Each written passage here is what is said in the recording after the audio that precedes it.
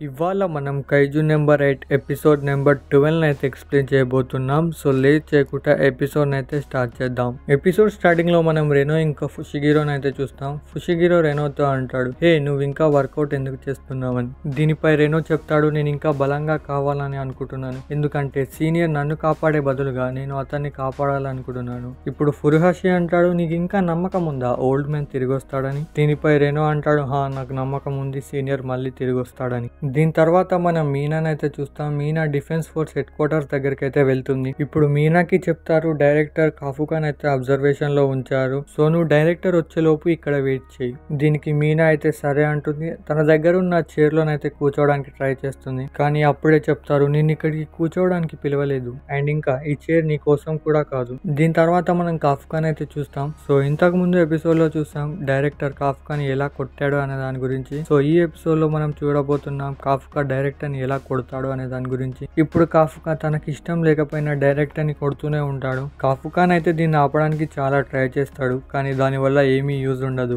ఇప్పుడు kaiju number 8 director అయితే పిచ్చ కొడుతుంది. అది చూసైతే నాకు చాలా బాధ అనిపించింది. దీంట్లో డైరెక్టర్ అంటాడు, నాకు దగ్గర ఇప్పుడు కైజు నెంబర్ 2 సూట్ లేకపోతే నేను ఎప్పుడో చనిపోయేవాడిని. ఇంకా ఈ ఫైట్ గురించి చెప్పాలంటే డైరెక్టర్ ఇంకా కాఫ్కా మధ్యలో కాకుండా కైజు నెంబర్ 8 కైజు నెంబర్ 2 మధ్యలో జరిగినట్టుంటుంది. ఇప్పుడు కికోరు తన డాన్ని చూసైతే చాలా షాక్ అవుతుంది, ఎందుకంటే డైరెక్టర్ ఆ కైజు నెంబర్ 8 తోటి ఈక్వల్ గా ఫైట్ చేస్తున్నాడు. అందుకేనేమో కికోరు వాళ్ళ నాన్న కికోరు తోటి అంత స్ట్రిక్ట్ గా ఉంటాడు. దీని తర్వాత కికోరు దగ్గర ఉన్నతను చెప్తాడు, డైరెక్టర్ చంపాలనుకుంటే కాఫుకాని హ్యూమన్ బాడీలో ఉన్నప్పుడే చంపొచ్చు, కానీ అతను అలా చేయలేదు. అతను అలా ఎందుకు చేయలేదో కూడా నాకు అర్థం అవ్వట్లేదు.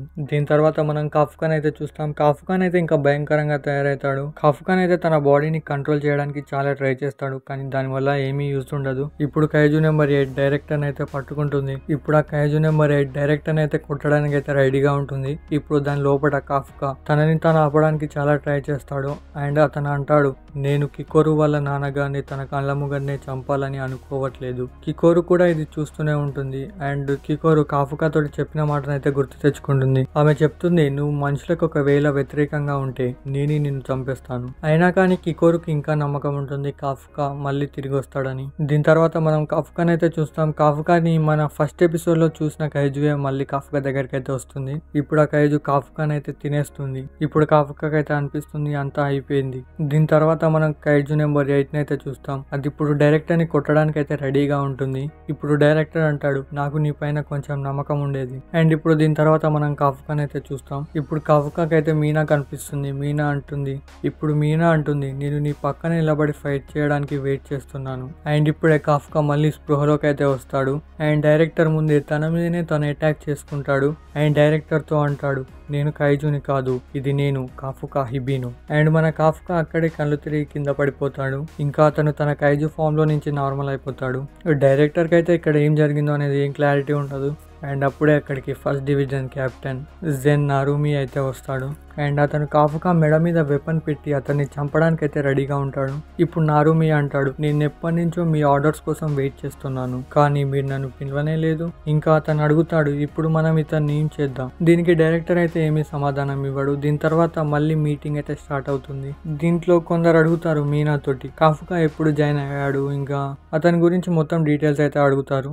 దీనిపై మీనా చెప్తుంది, సక్కా పాయింట్ గ్రౌండ్. దీనిపై ఆఫీసర్స్ అంటారు, మేము ముందే డిసైడ్ అయ్యాం కాఫుకాని ఏం చేయాలో అనే దాని గురించి. అయినా కానీ వీళ్ళు ముందే డిసిజన్ తీసుకున్నాక ఇవనెందుకు పిలిచిరు. సో సర్లే మనకెందుకు గానీ మీనా అయితే కాఫ్కా గురించి చెప్తుంది. కాఫ్కా మమ్మల్ని ఆ బాంబ్ నుంచి అయితే కాపాడాడు. ఇంకా కాఫ్కా గురించి ఇంకొన్ని విషయాలు అయితే చెప్తుంది. ఇది విని కొందరు ఆఫీసర్స్ అంటారు, అయితే ఏమైంది, ఇదంతా అతను తన కైజు ఫామ్ ని యూజ్ చేస్తే చేశాడు కా. దీనిపై మీనా అంటుంది, అరే అండ్ నేను ఎప్పుడు చెప్పాను ఇదంతా అతను కైజు పవర్ యూజ్ చేయకుండా చేశాడని. అండ్ ఇంకా కాఫ్కాలో ఇంకా మానవత్వం ఉంది, అందుకే అతను తన గురించి ఆలోచించకుండా మమ్మల్ని కాపాడాడు.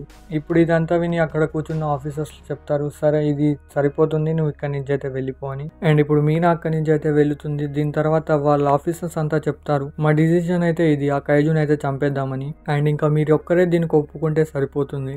ఇప్పుడు డైరెక్టర్ చెప్తాడు, నేను కైజు నెంబర్ 8ని ఏ వెపన్ గా మార్చాలని అనుకోవట్లేదు, ఇంకా నేను అతన్ని అలాగే ఉంచాలని అనుకుంటున్నాను. అయినా కానీ కొందరు అయితే దీనికి ఒప్పుకోరు. దీని మీద డైరెక్టర్ చెప్తాడు, ఎలాగైతే మీకు తెలిసిందే కదా, కైజు నెంబర్ 8 కొన్ని రోజులుగా మన డివిజన్ లోనే పనిచేస్తుంది, ఇంకా అది ఏ తప్పు చేయలేదు. అయినా కానీ ఒకవేళ మనం దాన్ని వెపన్ చేస్తే అంత పవర్ గల వెపన్ అయితే ఎవరు యూజ్ చేయలేరు, సేమ్ మన కైజు నెంబర్ 7 లాగా. అండ్ ఆ వెపన్ ని ఇప్పటి వరకు మనం అలాగే దాచుంచాం. అయినా కానీ వీళ్ళు డైరెక్టర్ చెప్పిన దానికైతే ఒప్పుకోరు. కానీ డైరెక్టర్ అయితే తన డిసిజన్ అయితే చెప్పేస్తాడు, కాఫ్కాని ఏం చేయొద్దని.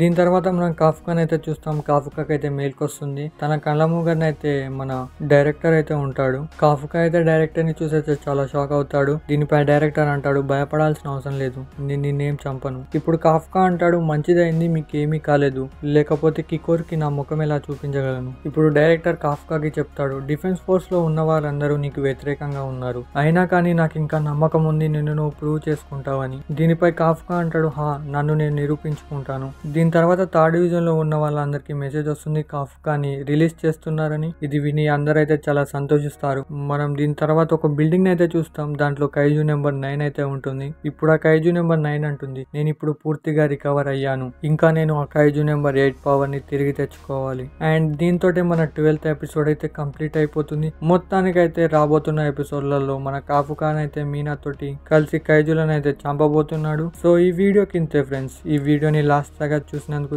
Thank you. ఈ ఎపిసోడ్ ఎలా అనిపించిందో కామెంట్ చేసి చెప్పండి. నాకైతే చాలా బాగా నచ్చింది. నెక్స్ట్ ఏమైనా ఎక్స్ప్లెనేషన్స్ ఉంటే చెప్పండి, నేను అవి కూడా కంటిన్యూ చేస్తాను. అండ్ ఇంకా నేను షిజుమి యానిమే మూవీని ఎక్స్ప్లెయిన్ చేద్దామని అనుకుంటున్నాను. దీనిపై మీ ఒపీనియన్ ఏంటో కామెంట్ చేసి చెప్పండి. అండ్ మళ్ళీ కలుద్దాం నెక్స్ట్ ఎపిసోడ్లో.